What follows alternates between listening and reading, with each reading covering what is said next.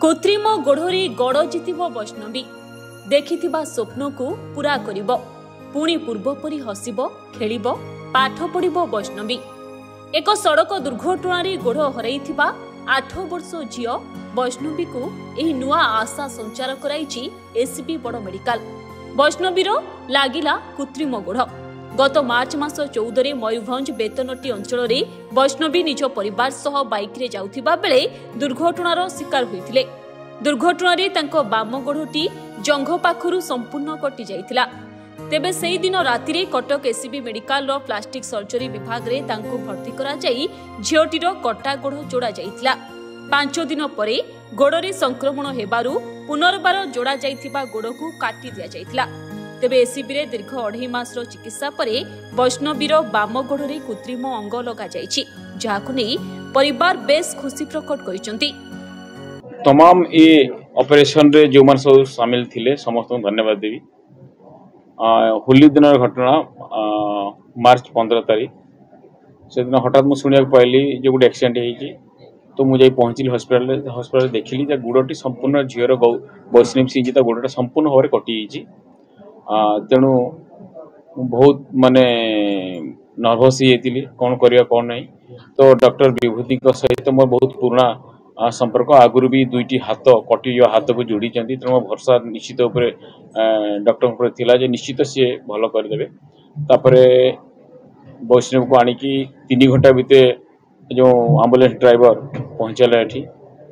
पहुँचला परे तार गोटे लंबा ऑपरेशन है पाखापाखि 7-8 मास तारीख लंबा ऑपरेशन है।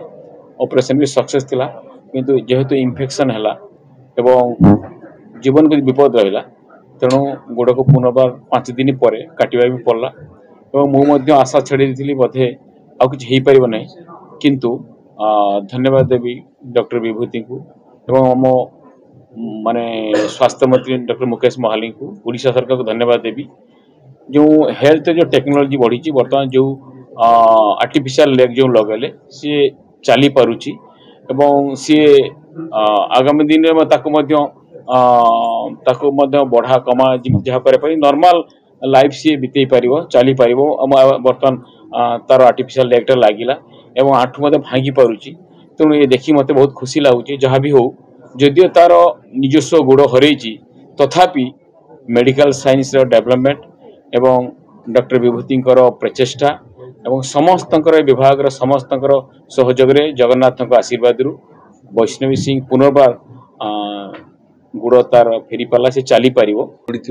कम से कम 10टा हाथ आ भितर जोड़ा है जोड़ा आप जोड़ा हवा पर पेसेंट फंक्शन कलापर आप ये टे व्यतिक्रम होटार मुझे कहूँ चाहूँगी जे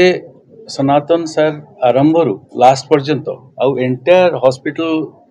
डाक्तर टीम संपूर्ण 100% देले ता अर्थ नुह जे आप समस्त 100% देले 100% रिजल्ट मिल आउरी ऊपर वाला जड़े अच्छा जे डिसाइड करेंगे कौन रिजल्ट हम। आमे 5 दिन पर्यंत पूरा आशावादी थिलु जे ए छुआर गोड़टा रहिबो बोली किंतु 5 दिन जो लक्षण देखागला झीर आमे जीवन को प्रथमे प्रायोरिटी देलु रिस्क नबाकू चाहिलुनी कारण गोड़ रखिया पाई आमे जदी गोटे जीवन लॉस कर जिबा हम पाई बहुत बड़ क्षति हम से आमे से दिन बहुत कष्ट डिसीजन थिला। मु तो सार जो कहले भांगी पड़िले मु तो से मे भी से सर 3-4 दिन शोई पार ना मत 15 दिन खंड निद होनी ये पर्टिकुलर झील मो राति केते थर आसती राति देखा लगी पेसेंट किसी प्रॉब्लम हम कि मोर सब एंटायर टीम को लगे प्रति घंटा पेसेंट मॉनिटर करिया लगी आम बहुत परिश्रम कर दुख बहुत गोड़टा लूज कर किंतु समस्त साहाय्य फल पेसेंट को गवर्नमेंट रे गोटे भल प्रोस्थेसिस मिल पाला। नॉर्मली एटा मिलेनी आम डिस्चार्ज करदे सर कहले ना पेसेंट को चल छाड़ा ताप जहाँ सब से दिगरे गला आम सुपरिटेडेंट सर सब कोऑपरेशन कले आउ पेसेंट प्रोस्थेसिस मिलला खर्च सरकार से खर्च बंद कर पेसेंट किसी खर्च होनी सब भल क्वालिटी प्रोस्थेसिस झील को दिखाई पेसेंट जेहेतु छोट अच्छी तार बयस बढ़ से एंगल भी कंसीडर कर दिखाई सो दैट प्रोस्थेसिस गुड़ाई दिन चलो सो झील बर्तमान प्रोस्थेसिस सब नॉर्मल चलाबुला करें गौतम सार जी भी ऑर्थोपेडिशियन तापर भल आपन को कहीदे पारे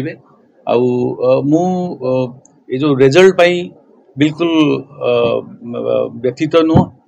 आमे आम कामटा 100% करवा से आम हाथ अच्छी आईटा आम करूँ समस्ते सार आरंभ करी आम सुप्रीमटेंडेंट सार आरंभ करी एंटायर टीम आम 100% देचु केतल फेलियर हम केतल सक्सेसफुल हम सेटा आम हाथ में ना कि आम हाथ में अच्छे आम फुल आम 100% दबा जोटा आम केस रे देचु। कटकरू प्रभु कल्याण का रिपोर्ट धरित्री लाइव।